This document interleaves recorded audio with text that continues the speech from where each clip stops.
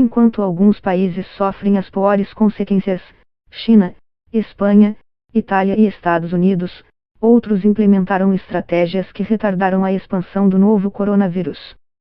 E as estratégias são variadas, vão da massificação dos testes de vírus ao extremo isolamento social, quarentenas localizadas e até monitoramento da população mais vulnerável.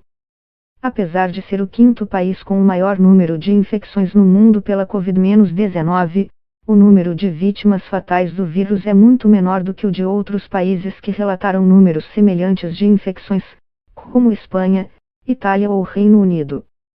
Outros países que também têm dezenas de milhares de infecções confirmadas reservam exames laboratoriais para confirmar quem tem o vírus para pacientes com sintomas mais preocupantes, e não testam aqueles com sintomas leves. Confrontado com a pandemia da Covid-19, o Japão era um terreno fértil para o vírus causar estragos sérios, tem a maior proporção de pessoas com mais de 65 anos no planeta e um alto nível de consumo de tabaco, o que torna sua população mais vulnerável a doenças respiratórias. Mas, ao contrário de outros países que recorreram ao isolamento social para limitar a propagação do vírus, os japoneses optaram por continuar se aglomerando em eventos públicos, como ao redor das famosas cerejeiras que começam a florescer nesta época do ano. Embora recomendem o distanciamento, as autoridades não impuseram à população as mesmas medidas extremas adotadas na China, Espanha ou Itália nas últimas semanas. Comparado à China e à Coreia do Sul, as taxas de contágio e mortalidade do Japão são muito menores. Uma das razões por trás desses números pode ter sido a reação rápida do país para identificar focos de infecção e proteger a população mais vulnerável, bem como seu foco em grupos de contágio. Segundo Kenji Shibuya, diretor do Instituto de Saúde da População do King's College, em Londres, o Japão é muito eficiente em testar pessoas em busca do vírus, identificar grupos de contágio e isolá-los. Mas Singapura foi além. Usou detetives de doenças para descobrir onde o vírus estava no país. E assim conseguiu cortar a cadeia de contágio dos focos de infecção.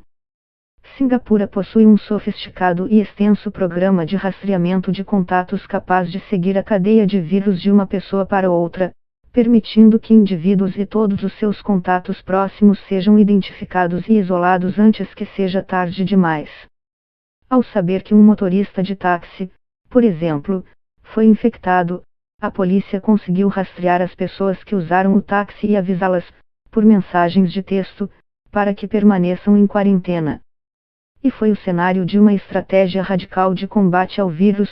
Na escola da cidade, um centro de análise foi instalado para fazer o exame da doença a todos os moradores que assim o desejassem. Os investigadores detectaram o vírus em 89 pessoas.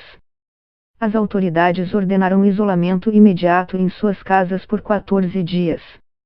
Outra coisa chamou sua atenção: entre 50% e 60% deles apresentaram poucos sintomas ou mesmo nenhum.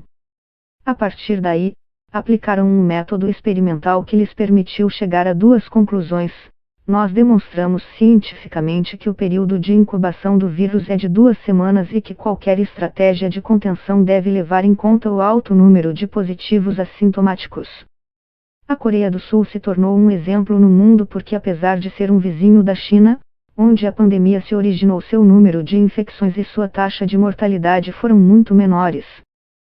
Segundo o governo sul-coreano, cerca de 10.000 exames são realizados diariamente, o que possibilitou o isolamento da população assintomática, que é um dos principais problemas na disseminação da infecção.